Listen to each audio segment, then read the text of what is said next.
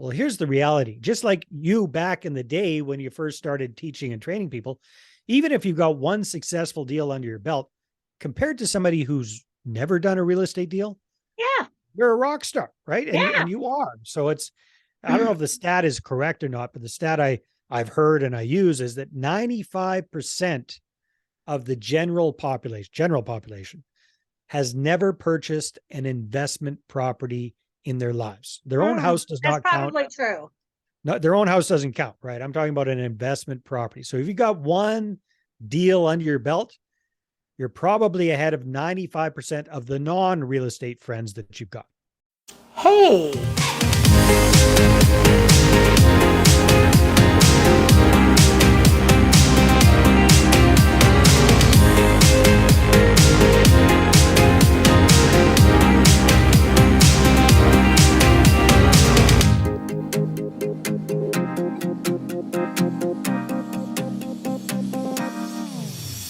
Hey, everybody. Welcome to the most Dwanderful real estate podcast ever. I'm your host, Dwan Twyford. I'm America's most sought after real estate investor, and I have such a great show for you today. I'm doing a guest interview, so I've got a wicked smart man today, and you're going to want to hear everything that Dave has to talk about. And our motto at Dwanderful is people before profits. So if that's something that resonates with you, you're interested in learning how to be a successful real estate investor, you're at the right place. This is your right time. And we are your people. You can find me at dwanderful.com, DWANDERFUL, dwanderful.com. And if you opt in over there, I've got 4 free ebooks for you. And I want to welcome my guest today, Dave Dubeau from Canada. Dave, how are you today? Dwan, I am Dwanderful. Wonderful. See, I took Dwan and wonderful and I made a new word. I know your name has so many wonderful W's in it. It's just perfect. Dwanderful. Then I have Dwantastic. Then I have my Dwandenaires. Those are my millionaires. So I made like a whole little vocabulary off of my name. So beautiful. Yeah, it's unique. It's wonderful. I'm doing great. Thanks so much for having me on the show. I'm really looking forward to it. Actually, we start off, we have a toast. Everybody that watches knows. So I'm drinking a live enzyme drink today. What do you have there? I've got a cup of tea. Okay. Oh, well, this is like a cold tea. So cheers to you. Cheers. Cheers to you. And everyone. We should do you like if you do these later in the day, does the drink change? Sometimes, yeah. If I later in the day, I tell people like, hey, you want to have wine? What do you want to have? Sometimes people say like, hey, let's have like whiskey. And I'm like, ooh, okay, as long as it's the end of the day. Well, it's early in the day for me, so I'll stick to tea for right now. Yeah, no, well, for me too. I'm I can't get on the wine or anything unless it's like much later in the day because I get buzzed super easy. I don't know, they're super lightweight. So all right, everyone. So you had your drink. So everybody take a deep breath. Right, breathe in, breathe out, and then shake off whatever you got going on. And I want you guys to open your mind and just listen and have a good time and learn. And Dave has a lot of really super cool things to share with us today. So here's what we like to start off with, Dave. So I'm going to put you like straight up on the spot. So I want you to tell us your name, how to get in contact with you, and what you do. And then I'm just going to ask a bunch of questions and see how you got to be Dave Dubeau. So basically, we want to know, what's your deal? What's my deal? Well, my deal is I help what I affectionately call mom and pop real estate investors get started with raising capital, raising private capital, other people's money, so they can go out and they can buy more properties. They can scale up their real estate investing business. And bottom line, they can hit those wonderful goals that they've set for themselves early on, but most people eventually hit the wall. They run out of cash, run out of credit, and they can't go any further. So we help them get started with raising capital. And as far as connecting with me, thanks for that. The best way right now would be to check out my new podcast, the How to Raise Capital 101 show for real estate investors. So wherever you're listening to this wonderful podcast, you can find mine as well. Okay, How to Raise Capital 101? Yep. 101. I make sure I say it right. 101. And then can people find you on social media as well? They can snoop around. They can find me on the Facebooks, and they can check out my website, moneypartnerformula.com. Money partner formula.com. Okay. I'd like to get all your information up in the beginning of the show notes. And then Glaze, that does my podcast, puts you in the show notes 3 or 4 times. And it's just, sometimes you get busy talking and like you forget to loop back. So No problem. I Yeah, I want appreciate it. everything like up in the beginning. Okay, Nice. so I like the fact that you said you help mom and pop businesses. I feel like because I do a lot of seminars and workshops and webinars, and I feel like a lot of newer investors that don't have some big portfolio have a hard time getting money. So you're right. They do a few deals, they use whatever they have, they get money out of their house or whatever, and then like they're out of money. So mom and pop. So give me an example of what that means. So maybe you got a new investor, husband and wife, they're 45 years old and they want to buy, flip, do something with houses. Yeah. So typically it works best if you've got a little bit of a track record. What does a little bit of a track record mean? It typically means you've done at least one deal under your own steam, or you've been involved in a deal. You know what you're doing. So you've taken some wonderful coaching or training or what have you, perhaps from Dwan or somebody else, and you've actually applied that and you've got a deal done, and perhaps you've hit the wall, you run out of cash or credit. Now, what do? How do you start, raising capital? How do you start attracting investors or joint venture partners to keep going? That's what it's all about. So that example was perfect. That's a lot of our clients is, a husband and wife team. They went out to a free, quote unquote, free preview. A free preview, you spent $50,000 on coaching. Yeah, exactly. And nobody's helping you. Yeah. But then you figured out you got a deal done. So you got one under your belt and you want to do more, but you out of cash, you out of credit. What do you do? And that's where I found myself years ago, Dwan. Like most people, I got started, I did my first couple of deals. And then the perfect deal fell in my lap. And I'd heard all these gurus. Let me know if you've heard this before. I heard all these gurus say, hey, if you just find a good deal, the money will find you. Have you ever heard that expression? All the time. But it's not true. Yeah, I'm glad you said that. It's not true. You have to have people. Exactly. You got to have people, because the gurus can do that because they've got platforms and they got thousands of followers and all that kind of stuff. But regular folks don't have that. So what do we do? And I did everything wrong at the beginning, Dwan. I screwed it up royally. And luckily I learned from my experience, but it was painful. And I'd rather other people not go through the same thing. Cause I tried, I had this good deal fall in my lap. So what kind of I had deal? 2 weeks. What was it?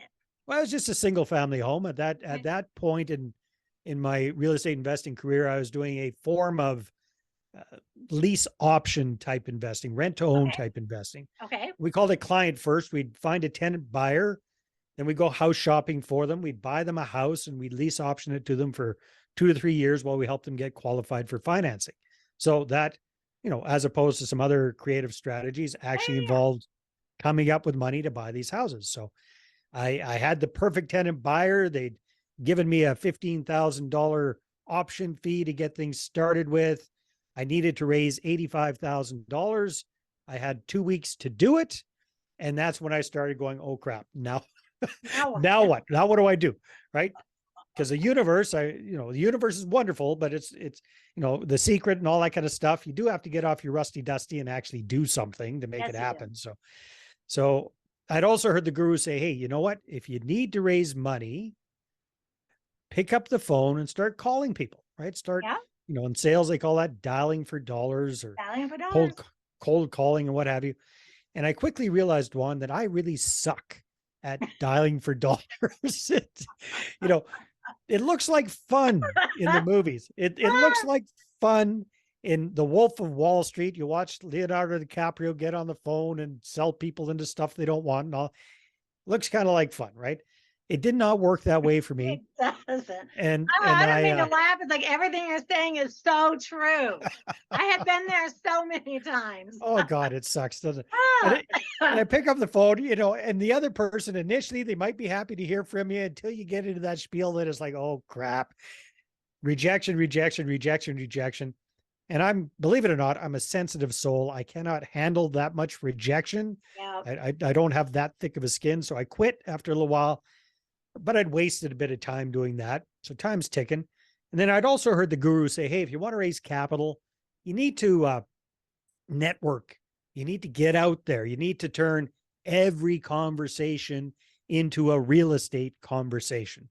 So I thought, okay, well, I'll give that a try. So I ran out to my local chamber of commerce and BNI and Toastmasters and wherever they let me in the door. And I networked up a storm. And guess how much money I raised? Probably none. Zippo, right? Because the desperation was oozing out of every pore in my body.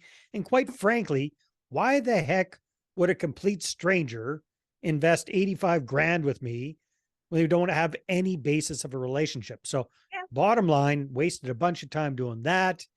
Got to be where it was like Wednesday, and by Friday I had to be able to come up with the money for this deal. And that's when I thought I came up with a really bright idea. I said, hey, this is going to be a good deal. If enough people see it, the deal will sell itself. Yeah. So I put together a PDF and I spammed that out to everybody I knew. And that was a Wednesday night, got up Thursday morning. And that was the first thing that showed any sign of life there, Dwan, as I had some replies coming back. So, oh, thank goodness, until I started reading the replies. And they pretty much all said, hey, Dave, buddy, I haven't heard from you forever. Here you are, hit me up for 85 grand for a deal. Take a hike. Yeah. Yeah. Because, when you start getting in the habit, people are like, oh, he's going to pitch me. He's going to ask me for money. Then people don't want to return your calls. It's like the network marketing MLM thing, right? No offense against anybody into that, but you know what I'm talking about. When you get that call, when you get that message, it's like, well, that's the same thing I was doing. So lost that deal. I live in a small town, Dwan. So I had some major egg on my face, ticked off my tenant buyer, had to give them back all their money, obviously. Plus they'd given notice where they're renting. So that was a scramble to get them back. Seller was ticked off. I tied up their property for a couple of weeks. I had a realtor involved. They had their realtor, mortgage broker, everybody. I just looked like a complete schmuck. And that's when I said, hey, that sucked. Dumb. You've got a background in marketing. Why don't you try this marketing thing with raising capital, see how that works? So I put that into play, and it worked really well for me. Just doing those little single family home deals, raised about $1 million for those kind of properties. Then I started getting up into multifamily type properties, raised several millions of dollars for those. But more importantly, helping other mom and pops avoid my stupid mistakes. Cumulatively, we've helped clients raise well over $300 million and counting for their deals. Wow, that is really nice. Yeah, it's funny. One of the reasons I teach, because I started I was a broke single mom. I had zero. I didn't even know what I was doing. I just had some friends that said, hey, we buy houses and we fix them up and we sell them.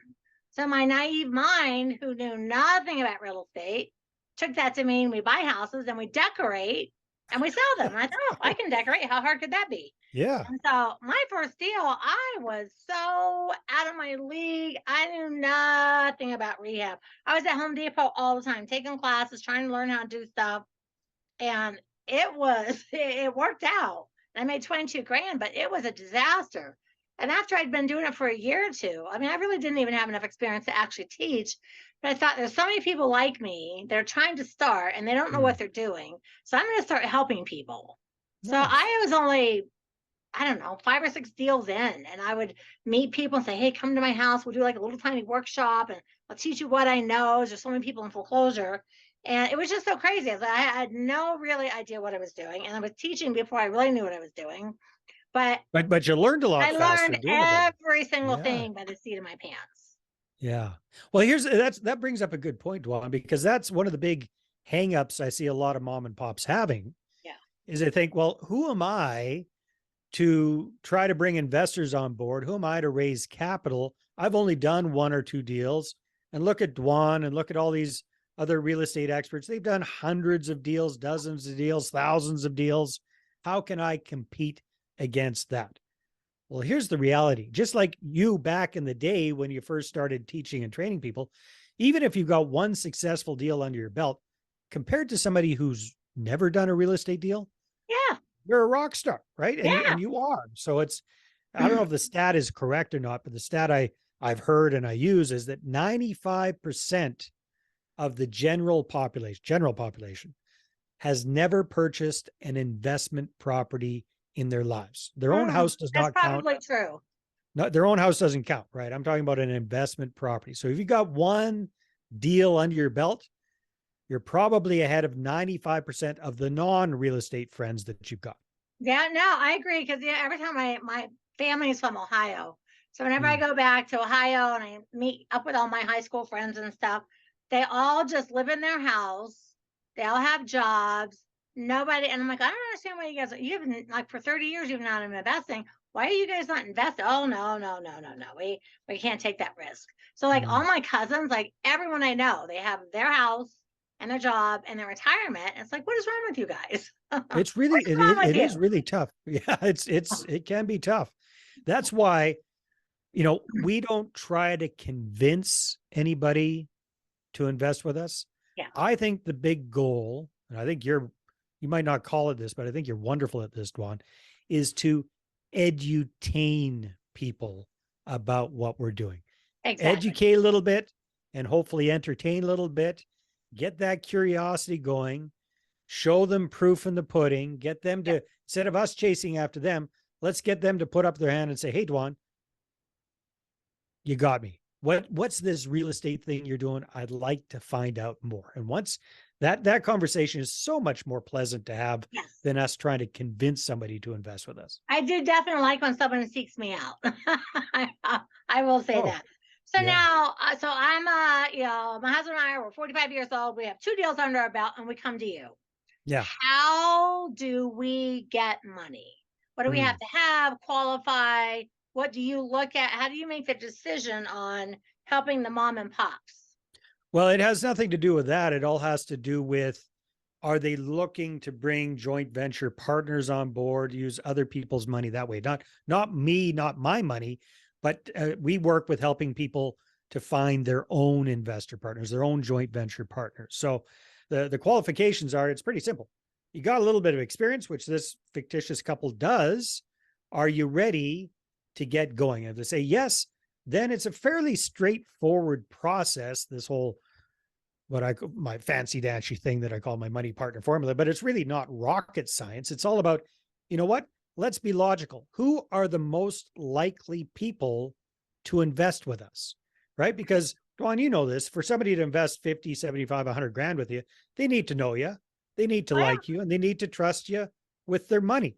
So if we're a mom and pop just getting started, we haven't worked with investor partners before, then the only logical place to start, the safest, the fastest, the easiest place to start is with your network of connections, your friends, your family members, your coworkers, your business associates, people you know from the PTA, people you know from Rotary, whatever, people that are already in your sphere of influence, to put it that way. So the first job is, let's create a list of people that we're going to focus all of our efforts on. We call this our Dream 200 list of potential investors. So again, friends, family members, coworkers, business associates. That might sound a little intimidating to some people. Dwan, that'd be a piece of cake for you. You could come up with that list in a shake of a stick. Most people go, Dave, I don't know 200 people. I'm going to say, yeah, you probably do. You just might not realize it. So what we always say is, hey, just start with the contacts that you have on your cell phone. Get them out of the phone. Yeah. Don't call them yet. Just let's create a list, right? So export them all, get them into something like an Excel spreadsheet, then go export all your Facebook friends or your Twitter tweets or your Instagram buddies or whatever it is, all your social media contacts, get them into that spreadsheet. Don't worry about filtering yet. Okay. Same thing with your email contacts. If you got a Gmail address or Hotmail or whatever it is, get all those contacts out of there. So don't think about it too much. Just export them all. And now, instead of having to come up with 200 people, now you probably got a couple of thousand people in there. Yeah. And then you just quickly whittle it down to about 150 to 200 people that you have a legitimate connection with, right? If you bumped into that person on the street, you'd know them, they'd know you. You've got a legitimate relationship. And that's what we want to start with, Dwan, is we want to start with that list of potential investors. Now, here's what we found. Believe it or not, most people have somewhere between 1.5 and $3 million worth of capital within that group of people. We just don't know who has it and who's ready and willing and able to invest it with us just yet. But typically that's what's available in there. So you help people put together a list of the people that they know. Yeah. And then that's the first part of the process. And then you help them put together whatever they need to put together to say, hey, here's an opportunity for you. Well, actually, no, that comes a little further down the road, because that's the mistake I made, Dwan, is I went for the kill too quick. Right? It's way too quick. So what we do instead is we set things up properly. So that's the first thing. Let's create that list.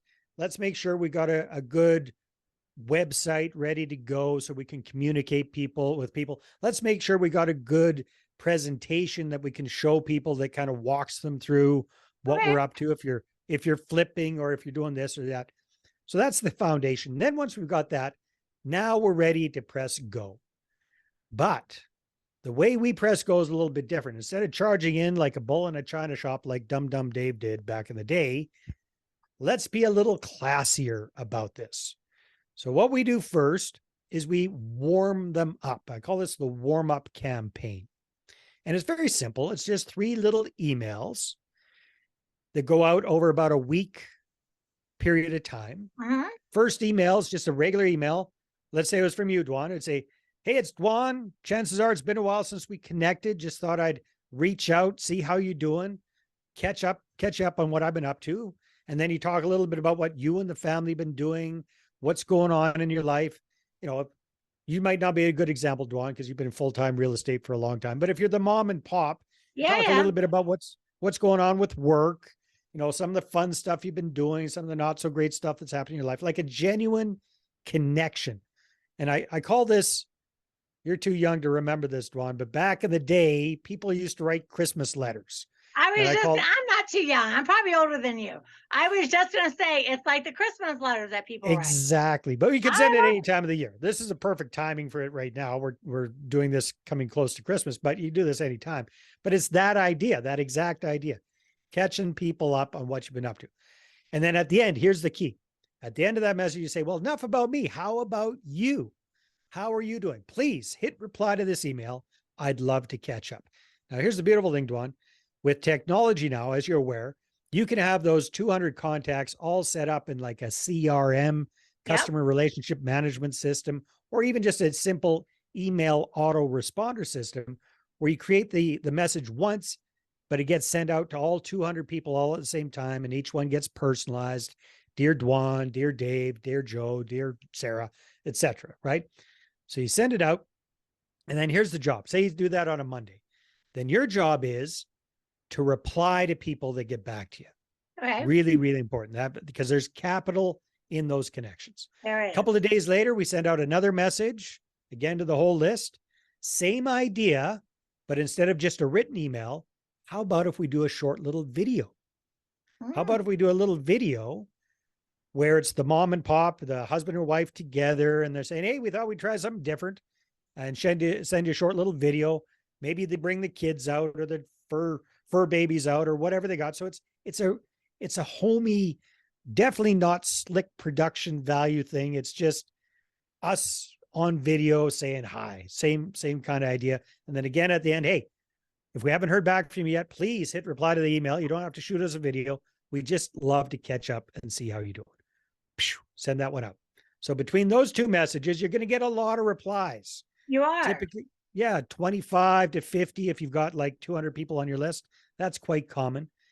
But then we need to kind of have a message that goes out there that transitions from just warm and fuzzy and personal to starting to talk business. And I call this the transition message.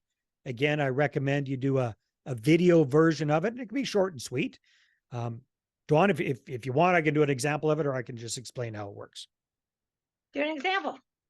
Okay. So if I was doing a transition, it'd be something like this. It'd be, hey, it's Dave. It's been really good reconnecting with you over the last week or so. Just want to let you know that moving ahead, I plan on doing a much better job of staying in touch. In fact, I want to let you know what I'm up to with real estate investing. Real estate is something that I'm passionate about, doing really well with it.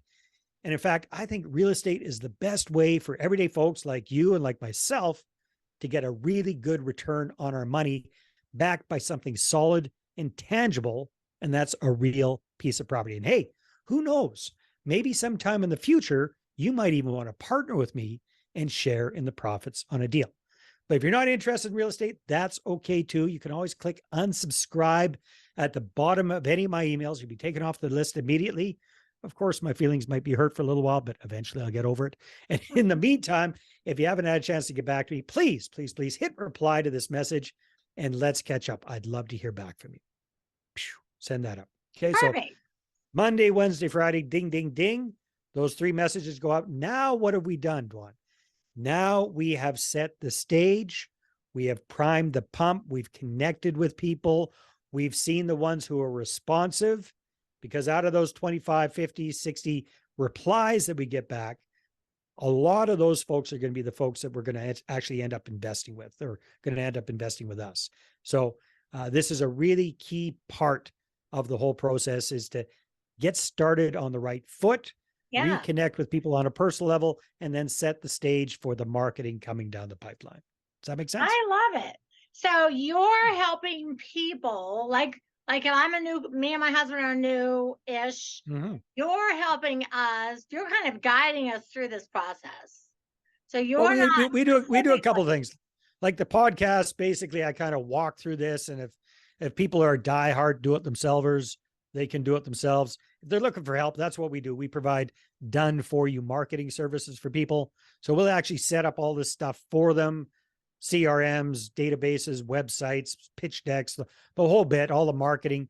We'll set up everything for them and run it for them if they're interested in that. That's our main business. What? That is really, I don't know anyone right off the top of my head that specifically works with like a mom and pop. I know a lot of people like, oh, we have money to lend. People put money into this thing, and 20 of us are buying buildings syndications and money and all that. But I think you might be the first person I've interviewed that actually helps people set up kind of like a done for you that already works. You clearly have a proven track record with that, because if you start thinking about like aunts, uncles, cousins, friends, people from high school, people from college, people you've known, people that are parents of your kids, like there's a lot of money. Yeah. That people don't realize. Just like we were talking about earlier. Have. Yeah. And your friends and stuff from high school and your cousins that haven't been doing this for years. It's such a shame, right? Because you and I and your followers, we've drank the Kool-Aid. We understand the power of this real estate stuff, right? And it's just, we're almost doing people a disservice if we don't at least let them know what we're up to. But that's the importance of the marketing. And the other thing I do a little bit differently, Dwan, is I don't wait until I've got a deal on the go to start scrambling for investors. That's the worst time to be looking for money. No, because you're desperate then, and you got a timeline. Yeah. So we want to get the investors lined up first. We want to get those investors ducks in a row, set up and ready to go, and then go looking for the deals, because then we know we've got the capital to back us up. We can go in with confidence. You can negotiate harder. You can close faster. You can do a lot better. So the goal of our marketing, the thing I want people to really remember, is not, believe it or not, the goal of the marketing is not to sell anybody any deal. That's not the goal of our marketing. The goal of our marketing is to create curiosity, get people to put up their hand and say, hey, that sounds interesting. Tell me more. Then we book a meeting with them. We walk them through an effective slideshow presentation, some sort of an investor presentation, and we get them enrolled that way. And even the enrolling is a little bit different. I'm not looking for, so for example, if I'm doing multifamily deals, typically the minimum investment is going to be $150,000, right? But I'm not looking for somebody to cut me a check for $150,000 right off the get-go. What I'm looking for is to have a meeting with somebody, see if it's a good fit, if I'm a good fit for them. And if it is, I get them to sign off on an expression of interest or letter of intent, something like that. And then That person goes into my hot to trot list of Hot to prospective trot. investors. Right? They're good to go. And they're the ones that when I do have a deal on the go, I say, hey, here's what I got. First come, first serve. Right. So that's how that works. And you get that. So you got the big group of your 200 prospective investors, but then you're really working to create a little subgroup of those investor, what I call ducks in a row. They're lined up, ready to go. And those are the only folks that you're going to tell about specific deals that you've got on the go. Does that make sense? Now, is there any point in this whole package you're putting together where you are also talking to the people with the mom and pops? Or are you coaching them and then they're doing it? Well, both. So when it comes to one-on-one conversations, they're doing it. That's how we get them started, and that's how we get them going. We get them right off the get-go, we get them 10 to 15 appointments booked right away, and typically within the first couple of weeks. So they're able to shake the tree, raise their first couple of $100,000 kind of thing. And then after that, then we can start doing group presentations or webinars. Yeah. And that's where I'll come on board and I'll work with them, and I'll kind of be their co-host, right? So I'm aging myself. I'm the Ed McMahon to their Johnny Carson. How old are you? Yeah, I am 55. Dude, I'm 63. I'm older than you. Well, you sure as heck don't look it, Dwan. So it's the pink hair. It throws people off. Yeah, I don't do well with pink hair or hair in general. You know what? When we were locked in for COVID and I couldn't get my hair done. I had been coloring it for women, kind of you start in your 20s, you just color your hair forever. And so like my hair grew and I was like this long. I was like, oh my God, all my hair is gray. So I did not actually realize I had so much gray hair. And I thought, yeah, I am not ready to do gray. So I just started putting on all these like crazy colors. So there for about a year, I would have like pink hair, purple hair, blue hair, like lavender hair. And I was like, you know what? I like the purple. To it. And I just stuck to it. Yeah, I like the purple. It looks, and I like that it's long. It looks very nice long. I like it too. It's like, oh, look at me. I never in my life would have ever thought I'd wear hair like this. But after being in COVID and being locked down and like we couldn't travel or go anywhere for that whole year, I thought, well, I don't care what other people think, and I'm podcasting. It's like, keep people interested. There you go. I thought, I'm sticking to it. So I love it. So then you help the people. Yeah. So the mom and pops are finding their own deals. Yep. And you're helping them get them funded by. I'm helping them find their own investors. You're helping them find their own investors. Yep. Now, do you ever partner up with anyone or lend money to them, or do you ever actually get involved, your company? Yeah, but that's not our business. That's just kind of a byproduct. So yeah, typically these days when I'm doing I realized a while ago, Dwan, I kind of suck as an active investor in dealing with tenants and toilets myself. That's not my forte. So these days I invest passively. And typically, yeah, I do partner up with people that I know very well, who tend to be my clients. So nice. That's not part of our service. Dave, I think you're the first person that I've interviewed that has this specific business model. This is a really neat business model because like every single student that ever joins me and wants me to coach and mentor them, money is their number one issue. Yeah. Well, that's what I realized, Dwan, is I'm gonna start sending people to you, Mr. Dave. Well, that would be wonderful. I won't turn them away, that's for sure. But that's what I realized. Like there's certain personalities. I'm not a very good coach, to be perfectly frank with you. Like that's not my forte. And I did coaching for a while. And I did the whole online training stuff. And what frustrated me was that, we get people investing in coaching and programs and stuff, and then they'd run out and do nothing. And it just drove me crazy. And so I figured, hey, why don't, the way I feel best is I know stuff is getting done. So the only way I know it's getting done is we do it for them. Yeah. There's no excuse, right? There's no excuse. So that's why we focus on that. Obviously, a little bit of coaching around raising capital comes along with that. But when it comes to the ABCs of how to invest in real estate, there are so many people that are so much better at coaching about and training about that. I let them do their thing. Yeah, no, I love what you do. I mean, I can think of so many people right now that could use this service. because people don't know, they don't know how to raise money. And then they start talking to people. So I remember back in my 30s, I was rehabbing. I kind of rehabbed initially for like 3 or 4 years. So I Mm. called my dad one night, hey, you should invest some of your money. And he's like, yeah, I don't know what you're doing. I was like, yeah, but I'm making money. I'm doing houses. You should help me invest and like help your single mom daughter here. Exactly. And so my dad eventually did, but like so hesitantly. And then I Yeah. thought, if I ever lose money on a house, then now I owe my dad a bunch of money. And I was way too afraid to talk to family and friends and Hmm. stuff like that.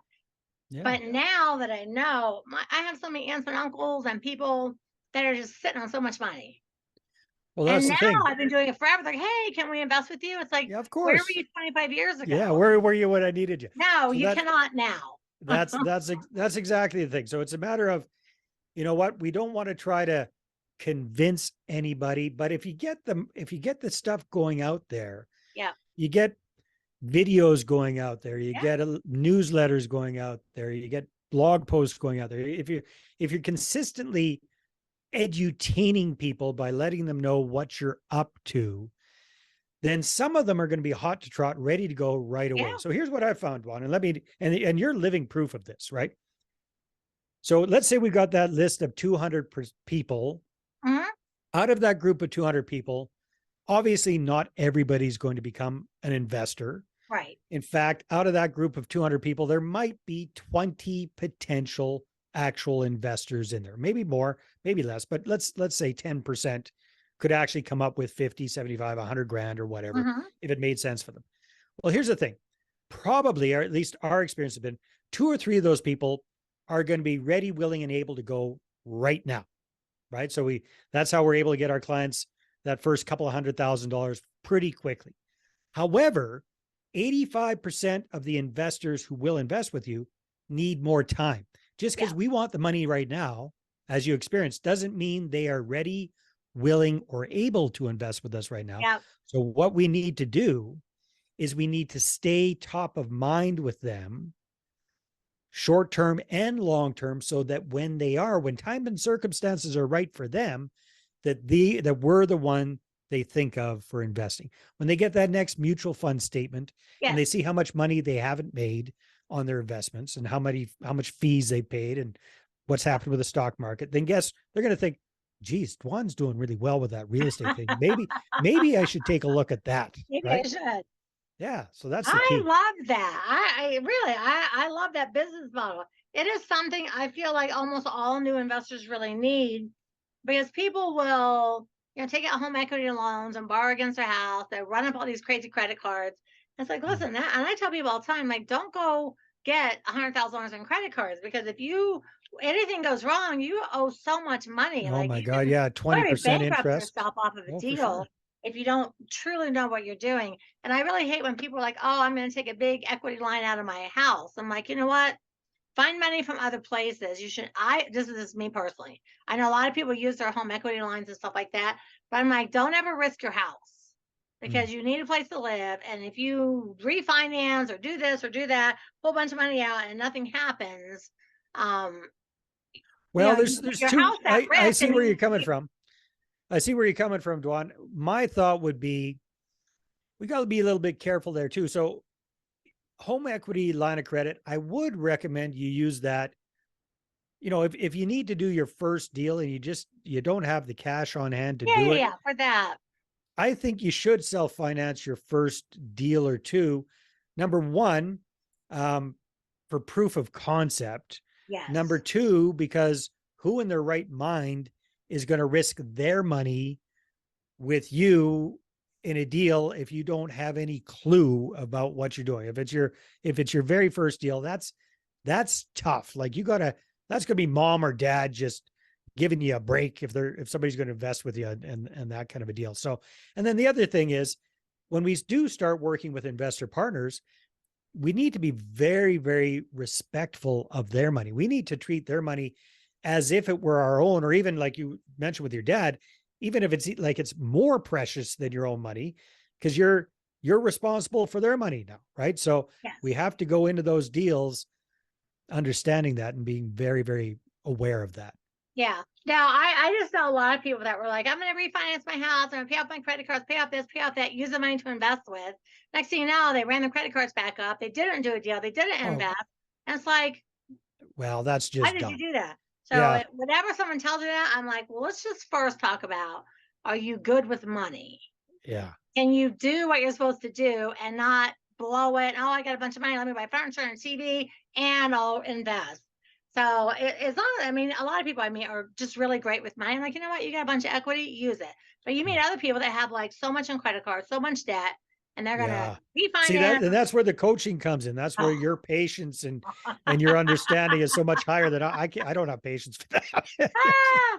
So when I have someone like that, I'm going to refinance everything I have. It's like, let's just talk about that for a minute. First of Yeah. all, how are you going to make all the payments back? Are you good with money? Are you going to waste a bunch of money? If you pay off your credit cards, you can't use them again. Like, you're going to end up putting yourself in worse debt, which I see a lot of people do. So Yeah. that's why I like this idea of raising money. And plus, if you're raising money from people that you know, you're going to be a lot more inclined to make sure you pay that back because you got to Well, think. and then it's the reality of the situation, because there are a lot of podcasts and there are a lot of training out there about syndications Yes, and raising capital for really big deals, and that's fantastic, but that's way beyond the scope of most mom and pops when they're it first getting is. started, right? So that's why we focus on this. And then some people say, well, Dave, I don't like the idea of having friends and family invest with me. What happens if blah, blah, blah, right? Well, two things. Number one, who else is going to invest with you? Quite frankly, if you're just getting started, an accredited investor is not going to give you the time of day No, they're not. until you've got a track record. So good luck, right? You got to start somewhere. And this is where all of the big guys and gals started, They is with did. their own network. That's how you got started when you started raising capital, right? So that's where you need to get over yourself. And then the other thing is, you know, if you think real estate is the way to go, like Dwan does, like I do, like I said in my little spiel, I do firmly believe real estate is the best way for everyday folks to get a much better return on their money that's backed by something solid, real, and tangible. I mean, look Yes. at crypto, look at stocks, and look at all this stuff that goes up and down. It's crazy. Real My estate is a crypto much better account went choice. like this, like, And then did it disappear? Like like billions of dollars of crypto just disappeared the other, because, you know, yeah, let's not go there. But we agree, real estate is the way to go. So it's a matter of educating people about what we're doing and yeah, allowing them to make their own educated decision as to whether it's a good fit for them. The other thing I do that's a little bit different, Dwan, is when our clients are actually presenting the deals, we don't just talk about the upside. That's a big mistake I see so many people do. Well, here's how the deal works. And they just talk about the sunshine and flowers, the mm-hmm. upside, how wonderful it is, which is great. Yeah, we do have to cover that. But what I like to do is I like to show people what the worst case scenarios are. Here's what could happen. Okay. Well, Dave, what happens if I get involved in a deal with you and you get hit by a bus 3 months down the road? That'd be a worst case scenario for Dave. That's for, but kind of go over the top there. What happens then? Okay. So then I show them, okay, here's how you're covered. So here's what the worst case scenario is. Here's what I'm going to do to minimize the chance of that Yeah, happening. And should it happen, here's what we do to deal with it. Right. Because you can't tell people that nothing has risk. Everything has risk in everything life. has risk. Our real estate deals have risk. So people need to understand what the risks are, but they also need to understand what the risk is of not doing anything or continuing to invest in the crappy investments they're in right now, and why this is so much better. Right. So, I love it. I love it. And it's true. Most of the people that I interview or talk to, they all do syndications. And I mean, people have to get accredited. They have to have like X amount of money. And I mean, I know some people are sitting on money and they can do stuff like that. But if you're really wanting to do your own deals and do your own stuff, like I don't feel like that's the path. If you personally want to be a real estate investor, you should be doing your own deals, not just putting your money in syndications, letting somebody else send you, you know, Oh yeah, you're just getting, 7%. there's nothing wrong with syndications, but you're getting a No, tiny they're great little too. sliver. I think you should do a giant combination of everything. Like for me personally, I still like actually doing deals. Well, you got way better bang for your buck and for your investors' bucks Yeah. in your smaller deals, quite frankly. Yeah, Big you time do. syndications, typically what I've seen, and correct me if I'm wrong here, Dwan, the big time syndicators, the way they typically make their money is on acquisition fees Yeah. and different charges and stuff like that they're charging the investors to get into the deal. They actually don't make much money on cash flow or equity or appreciation or any of that kind of stuff. So when you're doing a smaller deal, and let's say you're just doing a simple 50-50 joint venture, they bring the money, you bring the deal, the team, the expertise, Mm-hmm.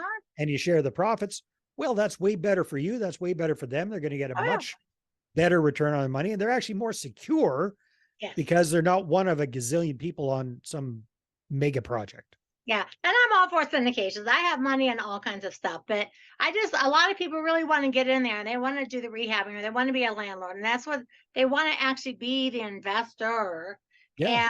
And I was just really lucky, I guess, the way I started because I knew nothing and I ended up making it and I've done over 2,000 deals at this point. Wow. But I tell people all the time, like, don't ever start like I did. Don't ever start and think you're going to figure it all out because that's like an anomaly. It is only by the grace of God that I was able to figure it out because I made so many mistakes. I could write 10 books on the mistakes I made.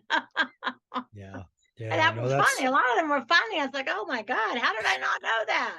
you know what? So, But here's the other thing, Dwan. Here's the other thing. We don't know each other personally that well, but I can tell just from our interactions here that you are a force of nature.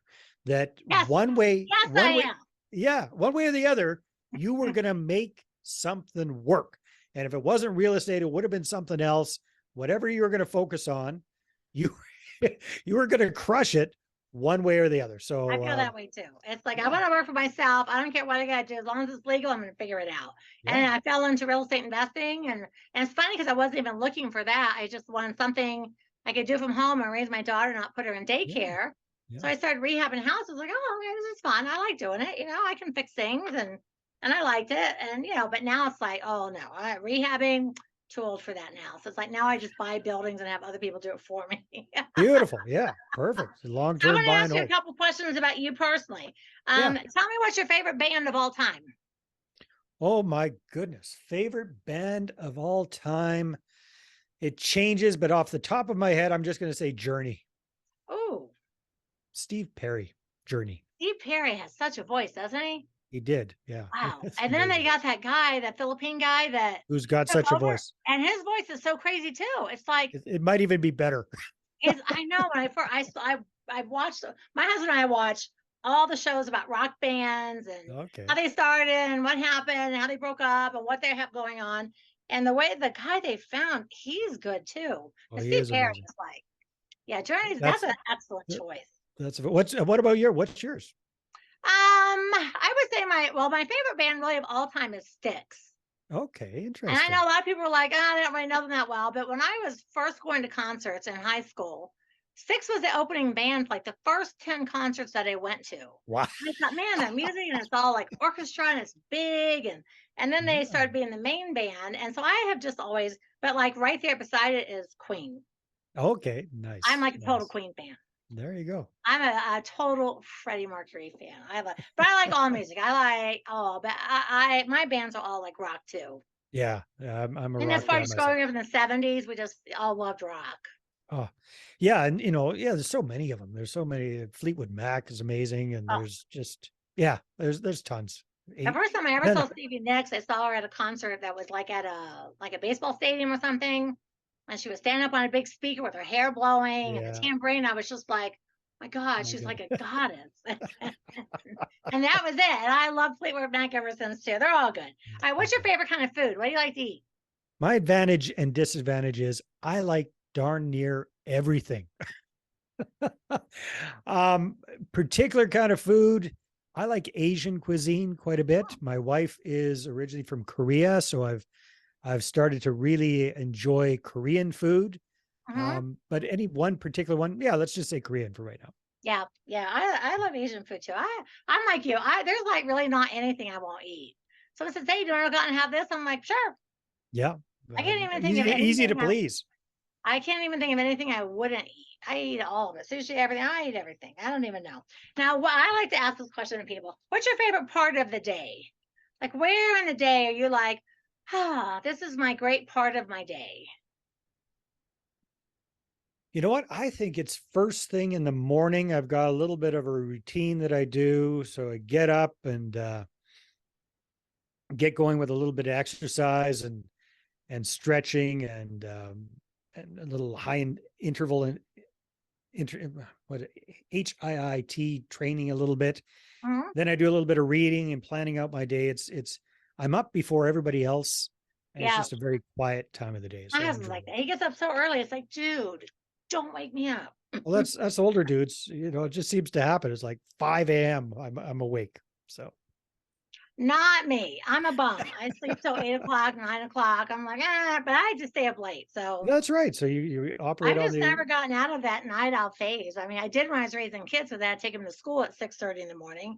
But it's like, as right. soon as those kids got out of school, I was right back to being a bat. I'm a bat. Yeah, well, no, everybody's got their own thing. All right. So again, how do people reach you? Yeah. So again, if you're interested in this whole process that we've been talking about for raising capital, I've got a new podcast out called the How to Raise Capital 101 Show for real estate investors. You can find that wherever you listen to podcasts, or my main website is moneypartnerformula.com. We got lots of free resources there. You can opt in, you can get connected with us. And if you're looking for some help actually implementing that, that's what we do. I love it. So I took all kinds of great notes. So you help mom and pops raise capital. Your podcast is How to Raise Capital 101. I love that. Moneypartnerformula.com. You help people like with the single. So I took a couple notes. I put you basically help people like start with setting a track record, able, and you do so they do like a hold on. So you help them learn, get joint ventures with like friends, coworkers, building a website, giving them some warm-up emails, some videos, and some transition messages. And you basically just help them learn how to create curiosity and so that they want to be on the hot to trot list. Yeah, that's it in a nutshell. We got this whole thing behind me that I call my 9-step money partner formula. We go all through that, but we didn't have time to get Nice. into all of that here today. But No, I love that's what it. we help people do. I really think you are the first person I've interviewed that really focuses on helping like the mom and pop people raise money. And I feel like those are the people that really want to do deals and maybe have more money for college and for retirement. And maybe some of them still want to keep their jobs. They want to do other things and they really don't know where to go. Yeah. Yep. So I That's what we love what work you with. do. And you like Thank you. journey, Asian food, and you like the mornings. That's the only thing we haven't agreed on. No, I like the mornings too, but my morning just starts a little later. There you go. Nice. I'm a bum. I don't even know. I don't even know. Over the last couple of years, I'm like, I just like staying up at night. I think Well, because at good. night is quiet for me, There you and go. I like the night, Maybe and it's I can because your catch up. husband's sleeping at that time. So it's your quiet time. And then in the morning, it's his quiet time because you're still in bed. That's I know Yeah. that's I don't even know how that worked out that way, but that's kind of where we're at. 20 years of marriage, that's where we're at. So it's like, hey, It's I love good. it. All right, so Good stuff. everyone, again, the most wonderful real estate podcast ever. I'm Dwan Benton Twyford. Go to dwanderful.com and opt in. I've got 4 free ebooks. You can find Dwanderful on Facebook, LinkedIn, Instagram, Dwantastic on TikTok, YouTube. Basically, if there's any place out there, I'm already there. And also all the places that podcasts are. Now, one thing I do want to always ask everyone, I want you to do me a favor. If you enjoyed the show, if you learned anything, if you laughed, anything at all, I want you to go and subscribe to my show and also subscribe to Dave's and leave us a 5-star review because podcasts are definitely a labor of love and we can't grow without you. So if you had any fun at all today, subscribe, like, follow, share, leave reviews. Same thing with Dave's on How to Raise Capital 101. And if you don't listen to his show, I invite you to go over there and start listening to it now. Dave is the real deal. Thank you very much, Dwan. It's been a pleasure. All right. So last thing. Yeah. Is a parting word of wisdom, but it can only be one actual word. Action. I love it. See, that makes people have to think for a second because you can't leave like a 5-paragraph thing. Action. Folks, that is your word of the week. Action. So I'm going to mean that means take action. Action, action. All right, guys, we'll be back next week. Same bat time, same bat channel.